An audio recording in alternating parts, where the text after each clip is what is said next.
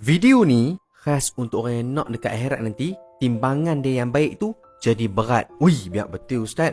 Ada satu zikir yang baginda Nabi SAW ajarkan kepada kita. Zikir tu Nabi kata ringan di lidah tapi berat di timbangan. Ui, syoknya. Tapi Ustaz, mesti susah kan? Mesti panjang kan?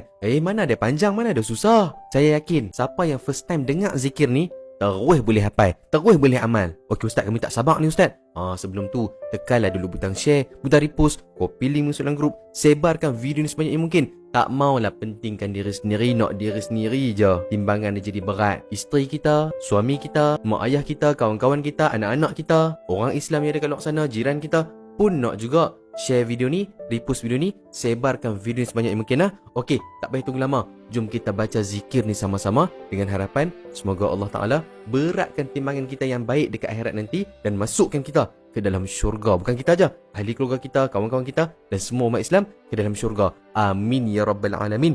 Komen amin kat bawah, tengok skrin, kita baca zikir ni sama-sama nah. Okey, ikut sama-sama nah. Subhanallahi wa bihamdih, subhanallahil azim. Subhanallahi wa bihamdih, subhanallahil azim.